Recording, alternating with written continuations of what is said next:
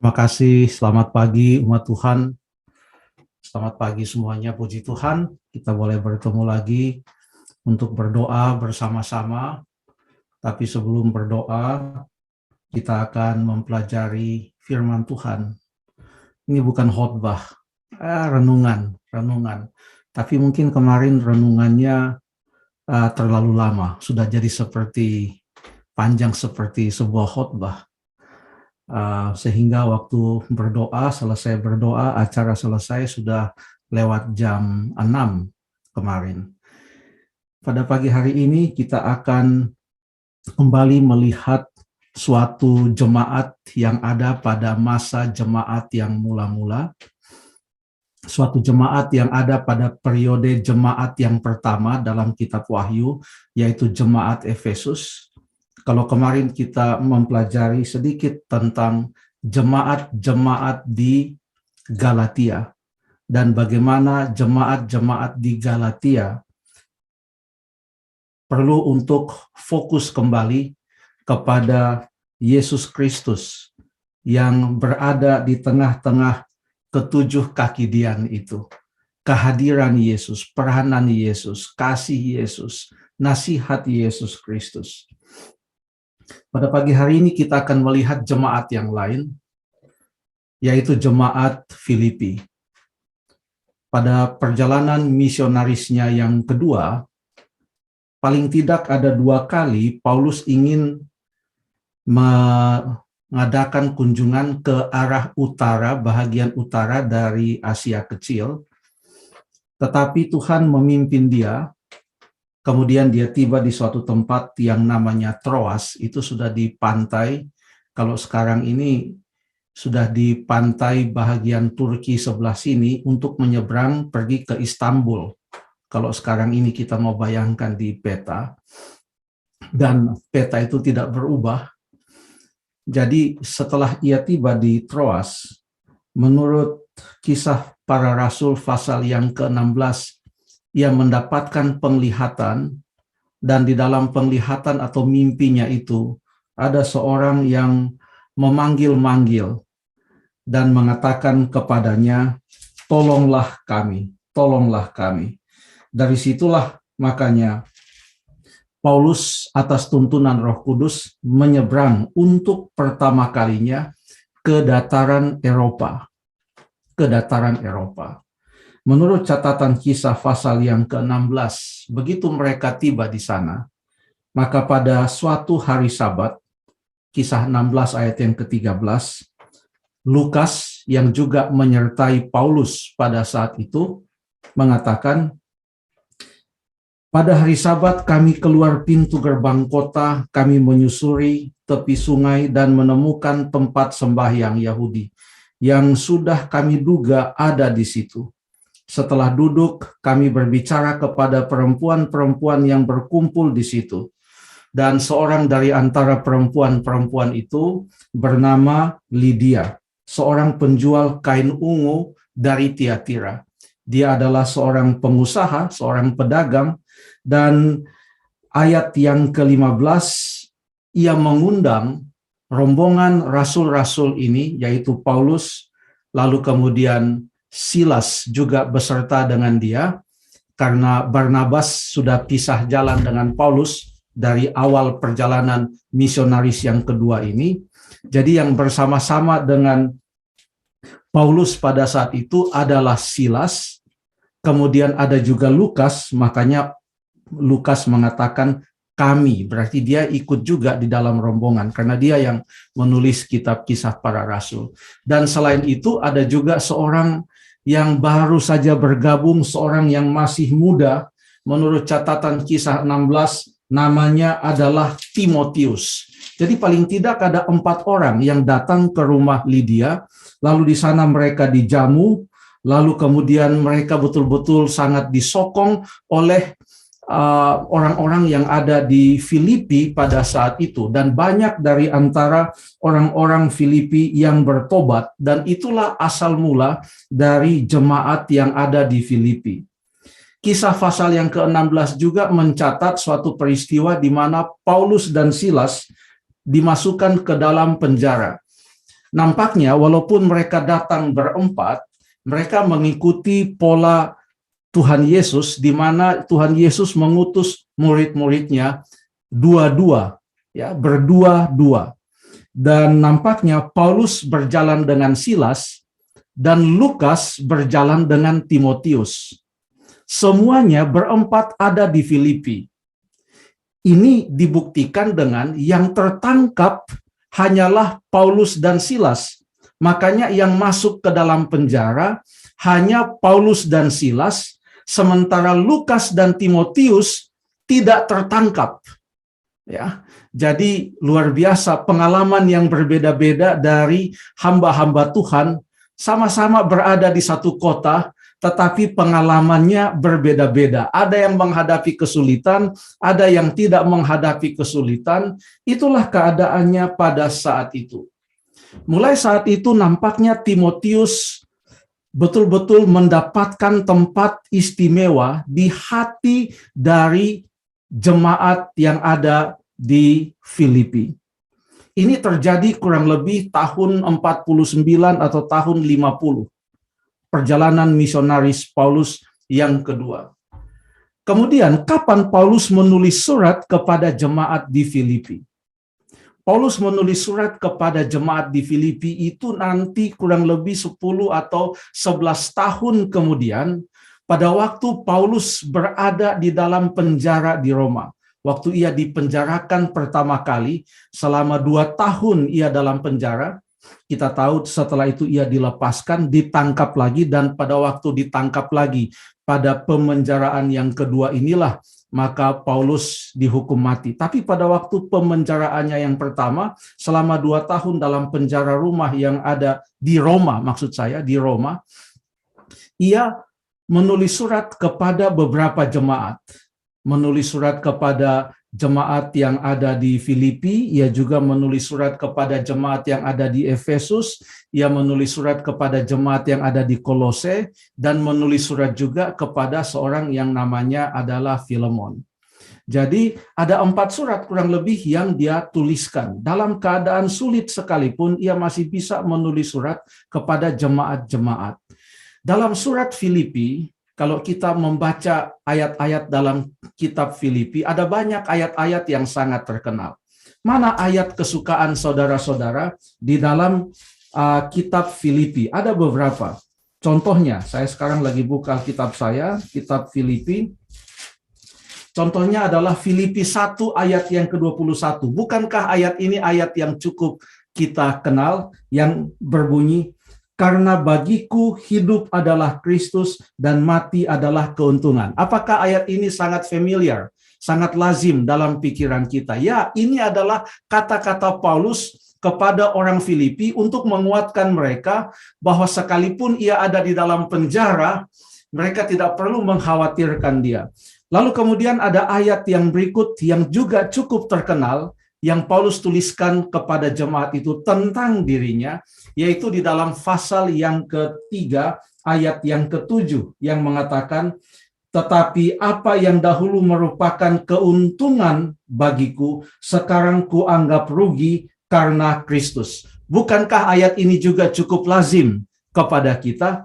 Apalagi ayat yang lain. Saya percaya ada beberapa ayat yang merupakan ayat hafalan atau paling tidak ayat kesenangan kita di dalam kitab Filipi. Bagaimana dengan Filipi pasal yang keempat, ayat yang keempat? Bersukacitalah senantiasa dalam Tuhan, sekali lagi kukatakan bersukacitalah. Bagaimana dengan Filipi pasal yang keempat, ayat yang ke-8?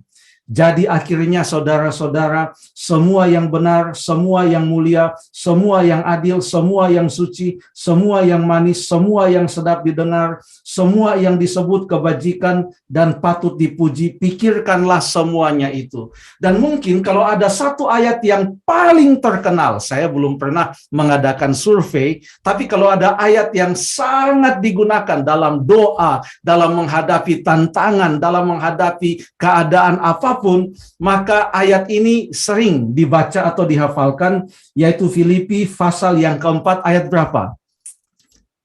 Betul, ayat yang ke-13. segala perkara dapat kutanggung di dalam Dia yang memberikan kekuatan kepadaku.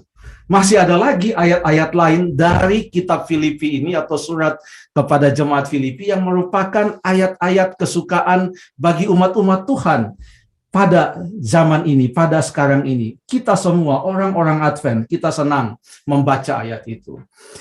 Pada waktu Paulus menulis surat kepada suatu jemaat, walaupun ia menggambarkan keadaannya, tetapi dasar dari setiap surat itu biasanya adalah berdasarkan keadaan jemaat. Makanya surat kepada setiap jemaat itu fokusnya beda-beda. Kenapa? Karena setiap jemaat mempunyai keadaan yang berbeda-beda.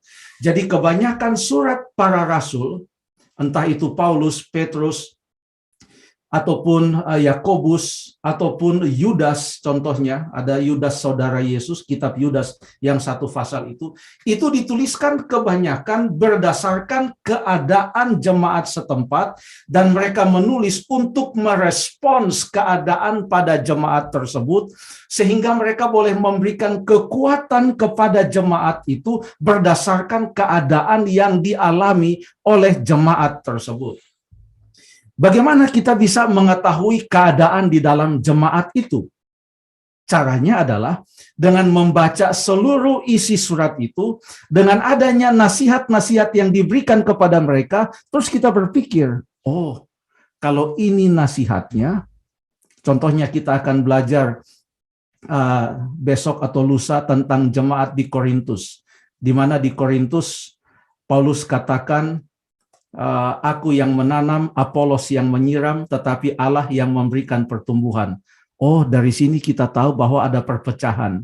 Ada yang ikut Apolos, ada yang ikut Paulus. Jadi dari surat itu kita tahu. Bagaimana dengan surat Paulus kepada jemaat yang ada di Filipi? Keadaan di Filipi ini boleh dikatakan bercampur aduk. Ada anggota-anggota jemaat yang hidup pas-pasan dalam keadaan berkekurangan. Karena kita bisa lihat contohnya di dalam Filipi pasal yang keempat. Filipi pasal yang keempat ayat yang ke-6 mengatakan, janganlah hendaknya kamu khawatir tentang apapun juga, tetapi nyatakanlah dalam segala hal keinginanmu itu kepada Allah dalam doa dan permohonan dengan ucapan syukur. Lalu ayat 19, Allahku akan memenuhi segala keperluanmu menurut kekayaan dan kemuliaannya dalam Kristus Yesus. Dia mendoakan supaya Tuhan Allah mencukupi kebutuhan jemaat di Filipi. Berarti ada jemaat di Filipi yang betul-betul membutuhkan berkat sehari-hari untuk dapat menjalankan kehidupan mereka. Lalu kemudian keadaan yang lain lagi. Kita lihat dulu beberapa keadaan yang ada di jemaat Filipi pada saat itu. Keadaan yang lain coba kita baca dalam Filipi pasal yang ketiga ayat yang kedua. Filipi pasal yang ketiga ayat yang kedua. Hati-hatilah terhadap anjing-anjing, hati-hatilah terhadap pekerja-pekerja yang jahat, hati-hatilah terhadap penyunat-penyunat yang palsu. Oh, berarti di jemaat Filipi ada orang yang datang sebagai teman-teman yang palsu, sebagai orang-orang yang disebut pekerja-pekerja yang jahat. Ternyata jemaat Filipi ini sangat rentan terhadap serangan ajaran-ajaran yang palsu, serangan dari orang-orang yang mempunyai hati yang tidak tulus untuk datang menolong jemaat itu. Jadi keadaan jemaat itu bercampur. Contohnya dalam Filipi pasal yang ketiga ayat 18 dan ayat yang ke-19. Paulus katakan, karena seperti yang telah kerap kali kukatakan kepadamu dan yang kunyatakan pula sekarang sambil menangis, banyak orang yang hidup sebagai seteru salib Kristus. Kesudahan mereka ialah kebinasaan. Tuhan mereka ialah perut mereka. kemuliaan mereka ialah aib mereka. Pikiran mereka semata-mata tertuju kepada perkara duniawi. Ada juga di jemaat Filipi orang-orang yang menjadi musuh atau seteru salib Kristus. Katanya, Tuhan mereka adalah perut mereka. Ternyata keadaan jemaat Filipi ini bercampur-campur keadaannya atau latar belakangnya. Tapi ada satu hal yang sangat, istilahnya sangat outstanding, sangat terkenal, sangat mencolok. Suatu hal yang paling utama yang menjadi ciri khas dari jemaat Filipi. Yaitu apa? Jemaat Filipi, apapun keadaan mereka, walaupun banyak tantangan, jemaat ini suka untuk memberi. Sangat suka untuk memberi. Seperti semua jemaat yang ada di Conference Jawa kawasan Timur. Sangat suka memberi. Dari mana kita tahu bahwa jemaat Filipi ini adalah jemaat yang suka memberi? Mari kita buka Alkitab kita untuk melihat beberapa catatan bahwa jemaat ini suka untuk memberi. Dari dalam kitab Filipi ini saja, kita bisa lihat ada beberapa informasi. Contohnya, coba kita baca dalam Filipi pasal yang keempat. Filipi pasal yang keempat, ayat yang ke-15 dan ayat yang ke-16. Karena kamu sendiri tahu juga, hai orang-orang Filipi, pada waktu aku baru mulai mengabarkan Injil, ketika aku berangkat dari Makedonia, tidak ada satu jemaat pun yang mengadakan perhitungan hutang dan piutang dengan aku selain daripada kamu. Apa artinya? Bukan mereka menagih hutang kepada Paulus, tetapi setiap hal yang dilakukan oleh Paulus, kalau ada pengeluaran-pengeluaran yang dilakukan oleh Paulus, kebutuhan-kebutuhan yang dibutuhkan oleh Paulus, maka jemaat ini terus mengetahui dan mereka akan segera memberikan kepada Paulus. Jemaat-jemaat lain jarang yang seperti itu.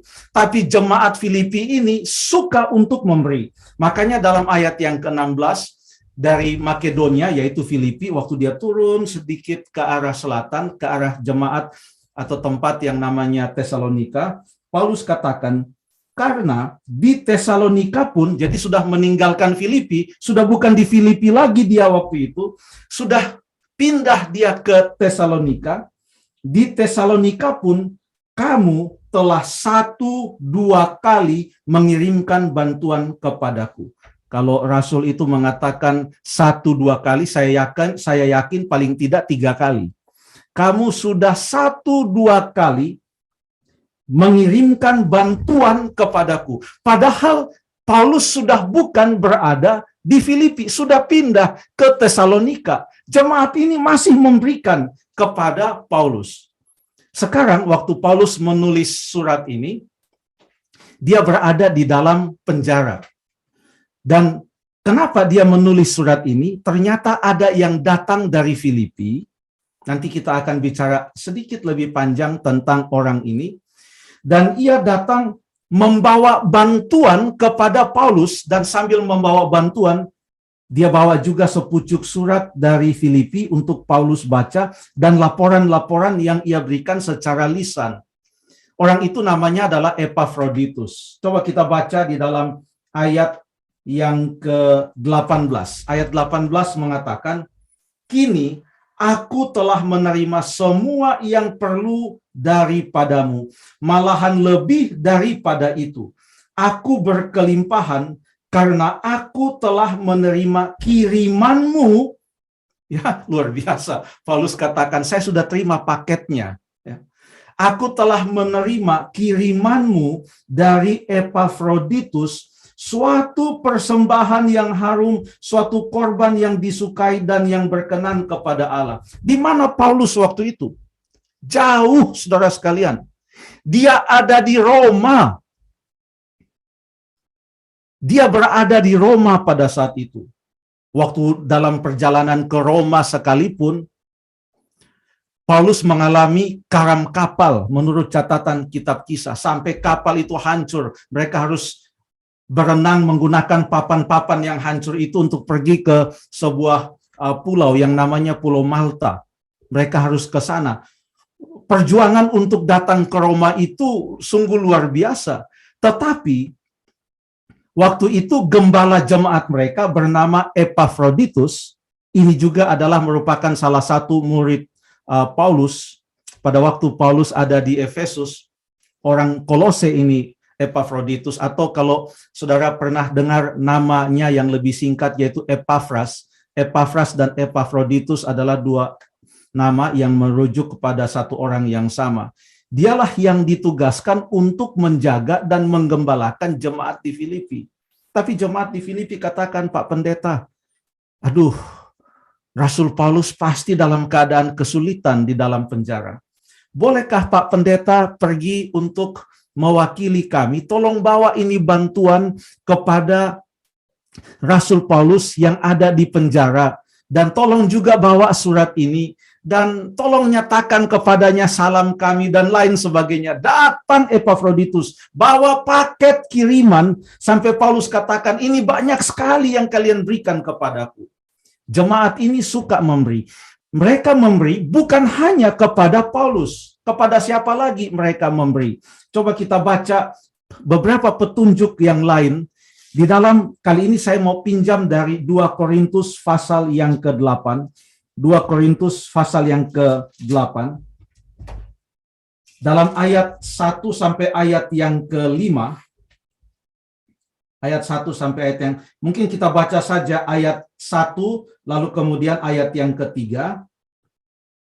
Saudara-saudara, kami hendak memberitahukan kepada kamu tentang karunia-karunia yang dianugerahkan kepada jemaat-jemaat di Makedonia. Salah satunya adalah Filipi. Ayat 3, aku bersaksi, mereka telah memberikan menurut kemampuan mereka, bahkan melampaui kemampuan mereka. Ayat yang ke-5, mereka memberikan lebih banyak daripada yang kami harapkan. Mereka memberikan diri mereka pertama-tama kepada Allah, kemudian oleh karena kehendak Allah juga kepada kami. Ini adalah tentang pelayanan kasih yang diterima oleh Paulus, dan ini juga di dalam rangka mengumpulkan persembahan untuk dibawa menolong jemaat-jemaat yang berkekurangan yang berada di Yerusalem. Coba kita baca 1-2 ayat lagi dalam pasal yang ke-11. Pasal yang ke-11, 2 Korintus 11, ayat yang ke-8. Kita baca ayat yang ke-8 dan ayat yang ke-9. Jemaat-jemaat lain telah kurampok. Paulus menggunakan istilah merampok karena mungkin dia menerima bantuannya banyak sekali, jadi kayak ngerampok. Jemaat-jemaat lain telah kurampok dengan menerima tunjangan dari mereka supaya aku dapat melayani kamu. Dan ketika aku dalam kekurangan di tengah-tengah kamu, aku tidak menyusahkan seorang pun. Sebab apa yang kurang daripadaku dicukupkan oleh saudara-saudara yang datang dari Makedonia. Paulus tidak pernah minta dari jemaat di Korintus. Karena dia katakan, saya tidak perlu minta dari kamu. Kalaupun saya berkekurangan, selalu ada orang dari Makedonia, inilah dari Filipi, yang datang untuk menolong saya.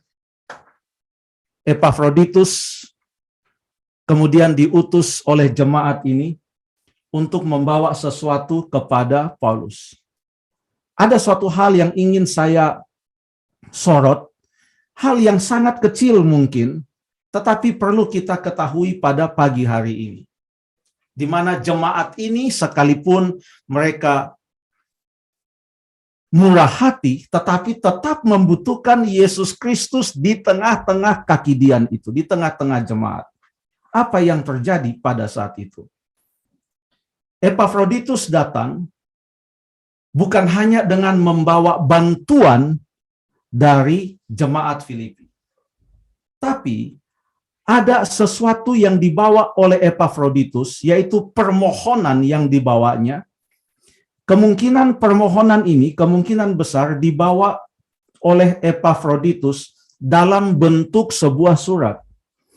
Epafroditus sendiri pun tidak membuka surat itu, dia tidak tahu apa yang diminta oleh jemaat Filipi, apa isi dari surat itu. Yang dia bawa sendiri itu surat, dia bawa sampai ke Roma dari jemaat Filipi. Dari jawaban Paulus melalui surat Filipi ini kepada jemaat tersebut, kita bisa membaca, istilahnya kita bisa, we can read between the lines. Dari kata-kata itu kita bisa melihat apa sebenarnya permohonan yang ditujukan kepada Paulus oleh jemaat yang ada di Filipi. Coba kita buka Alkitab kita dalam surat Filipi pasal yang kedua. Kalau di dalam Alkitab bahasa Indonesia saya ini, mulai ayat yang ke-19 itu judulnya adalah Filipi 2 ya, Filipi 2 ayat 19 sampai ayat yang ke-30. Saudara yang pegang Alkitab akan sangat mudah dan melihat ayat-ayat ini, kata-kata yang sedikit, yang satu dua kata sekalipun bisa memberikan makna yang sangat luas. Itu judulnya adalah Timotius dan Epafroditus. Ini saya punya, ini cetakan tahun berapa ini? Oh, tahun 2011 dari Lembaga Alkitab Bahasa Indonesia. Saya kurang tahu kalau ada cetakan yang lebih baru lagi, apakah judulnya sudah diganti di sana. Ini judul yang diberikan oleh Lembaga Alkitab, ya, yaitu Timotius dan Epafroditus. Cukup panjang. Paulus menggunakan kata-kata di dalam suratnya untuk membahas hanya tentang Timotius dan Epafroditus. Ada apa? Kita tahu bahwa Timotius adalah seorang yang mempunyai tempat istimewa di dalam hati jemaat yang ada di Makedonia atau jemaat Filipi. Sekarang saya akan membaca beberapa dari ayat-ayat ini. Kita mulai dari ayat yang ke-19. Tetapi dalam Tuhan Yesus, kuharap segera mengirimkan Timotius kepadamu, supaya tenang juga hatiku oleh kabar tentang hal ihwalmu. Oh, ternyata jemaat ini minta supaya Timotius dikirimkan kepada mereka. Karena waktu itu Timotius sedang berada dengan Paulus. Dari mana kita tahu Timotius sedang berada dengan Paulus? Gampang saja. Filipi 1 ayat 1 mengatakan, dari Paulus dan Timotius. Dari Paulus dan Timotius. Artinya Paulus dan Timotius ada di Roma, dan Timotius selalu mengunjungi Paulus, menemani Paulus. Aksesnya masih lebih mudah pada pemenjaraan yang pertama ini dibandingkan dengan pemenjaraan Paulus yang kedua di Roma. Jadi Timotius ada di sana. Bahkan kemungkinan Timotiuslah yang diminta Paulus untuk tolong menuliskan apa yang disebutkan oleh Paulus, karena mungkin Paulus dalam keadaan yang dirantai pada saat itu, sehingga sulit bagi dia untuk menulis surat. Jadi bisa saja Timotius yang menuliskan surat itu. Dan Paulus menggunakan banyak penulis-penulis untuk menuliskan surat-suratnya. Jadi dia katakan, kuharap segera mengirimkan Timotius kepadamu, supaya tenang juga hatiku oleh kabar tentang hal ihwalmu. Ayat 20. Karena, Paulus katakan, tak ada seorang padaku yang sehati dan sepikir dengan aku, dan yang begitu bersungguh-sungguh memperhatikan kepentinganmu. Paulus mengakui bahwa Timotius juga sangat mengasihi jemaat yang ada di Filipi. Dan jemaat yang ada di Filipi sangat mengasihi Timotius. Ayat yang ke-21. Sebab semuanya mencari kepentingannya sendiri, bukan kepentingan Yesus Kristus. Paulus melihat beberapa dari pengerja-pengerjanya. Dia tahu, oh, Timotius ini sungguh luar biasa. Dia tidak mementingkan diri. Dia sangat mengasihi kamu. Dia katakan kepada jemaat itu. Kalau yang lain-lainnya, ya ada sih yang mementingkan diri. Saya rasa mungkin mereka bukan orang yang tepat untuk menggembalakan kamu. Ini Paulus ini sangat mahir atas ilham dari Roh Kudus. Menuliskan kata-katanya dengan begitu lembut tetapi tegas. Coba kita baca ayat yang ke-22. Kamu tahu bahwa kesetiaannya telah teruji dan bahwa ia telah menolong aku dalam pelayanan Injil sama seperti seorang anak menolong bapaknya. Kalau sampai ketua conference menuliskan kata-kata ini tentang seorang gembala jemaat, wah ini luar biasa rekomendasinya tentang gembala jemaat yang namanya adalah Timotius. Sudah teruji kesetiaannya, menolong aku seperti seorang anak menolong ayahnya. Ayat yang ke-23.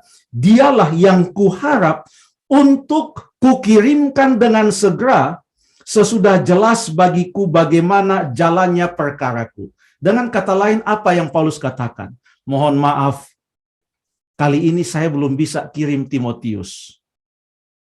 Ini surat ini sudah dibaca. Jadi waktu dibaca mereka mau tahu permohonan mereka itu dijawab seperti apa. Paulus katakan, dialah yang kuharap untuk kukirimkan dengan segera. Berarti belum sekarang Timotius datang. Sesudah jelas bagiku bagaimana jalannya perkaraku, baru aku bisa mengirimkan dia. Ayat 24, tetapi dalam Tuhan aku percaya bahwa aku sendiri pun akan segera datang.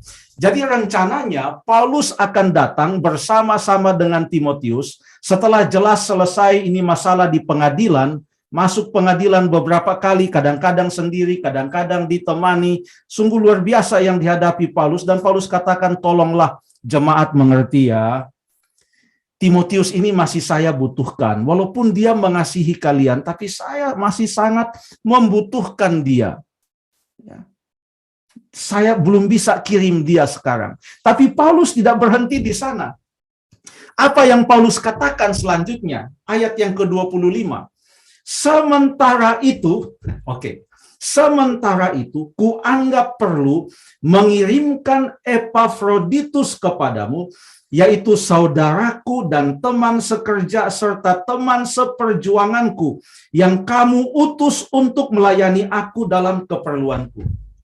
Inilah Epafroditus yang baru saja tiba, datang, dikirim oleh jemaat Filipi, membawa bantuan kepada Paulus, dan membawa sepucuk surat kepada Paulus yang meminta supaya Timotius dikirim. Saya bayangkan, waduh luar biasa juga jemaat Filipi ini ya.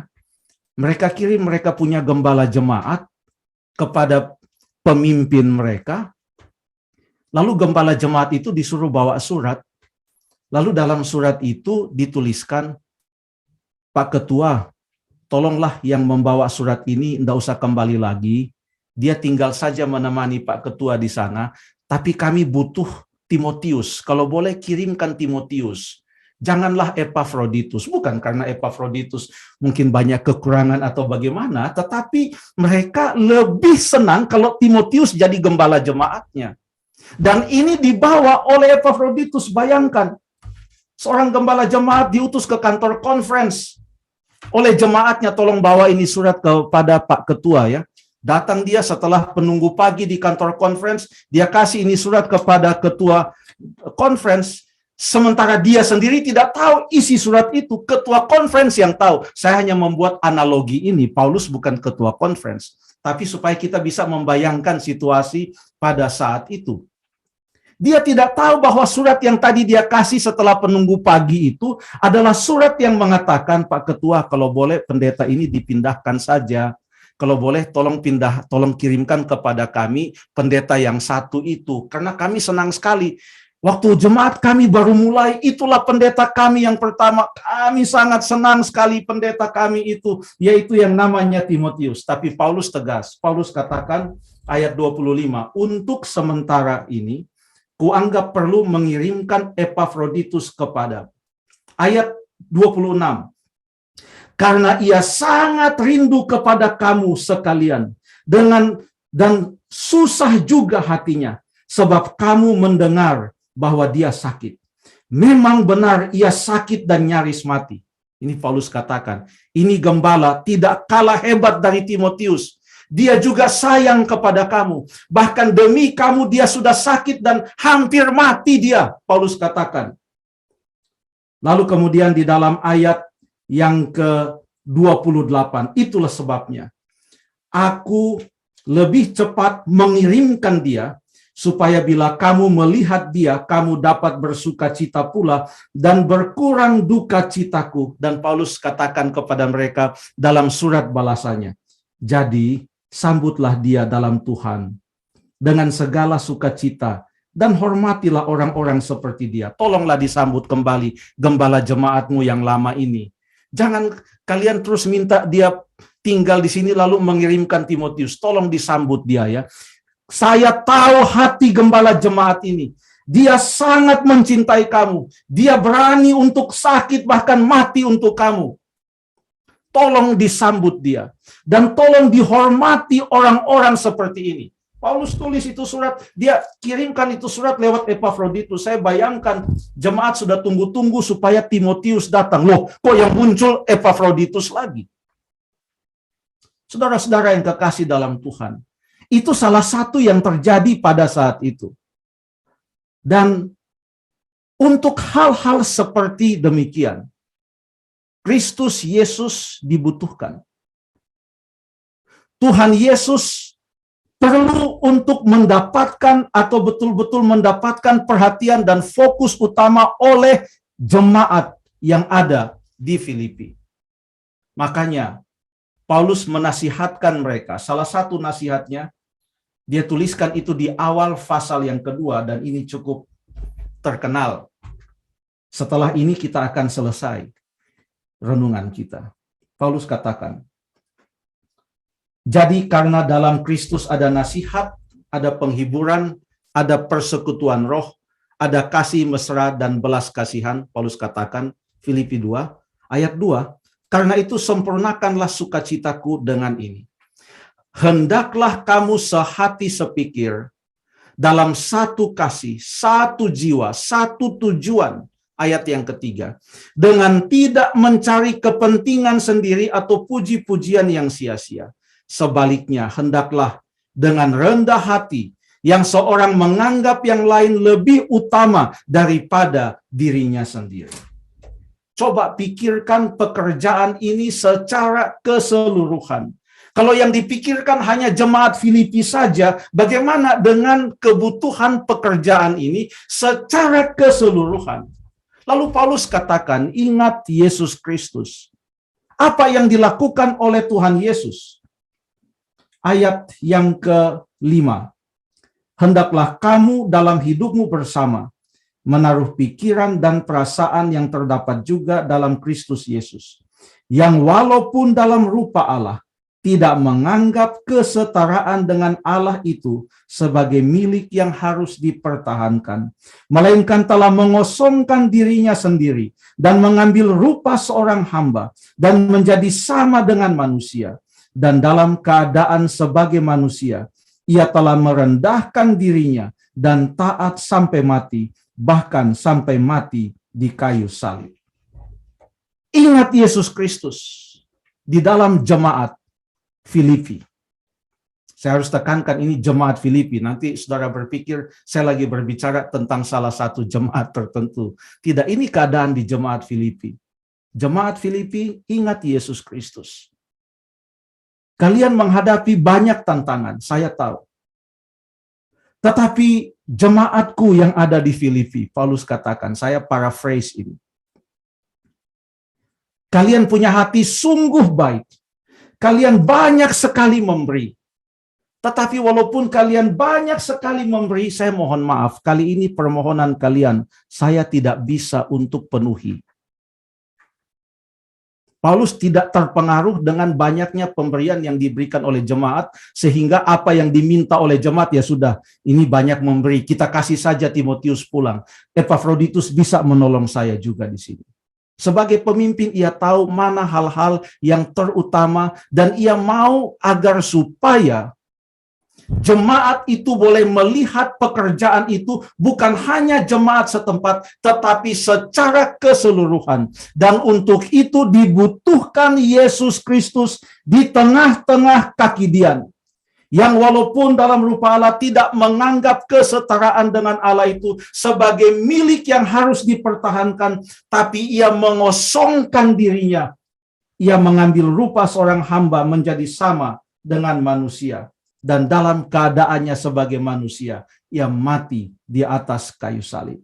Bila mana ada Yesus Kristus di tengah-tengah 7 kaki dian itu, di tengah-tengah jemaat, maka jemaat akan hidup dengan rendah hati dan akan memikirkan pekerjaan Tuhan ini bukan hanya di suatu jemaat setempat atau dalam suatu wilayah saja, tetapi secara keseluruhan dan dengan hati yang rendah, dengan kerendahan hati, menerima keputusan-keputusan yang dibuat oleh para pemimpin jemaat yang dituntun oleh Tuhan untuk mengatur pekerjaan Tuhan ini dengan baik agar supaya pekerjaan Tuhan ini bertambah maju. Itu terjadi di dalam jemaat Filipi. Semoga renungan tentang jemaat Filipi ini boleh menambah iman kita untuk tetap fokus kepada Yesus Kristus yang berada di tengah-tengah kaki dian itu. Tuhan memberkati.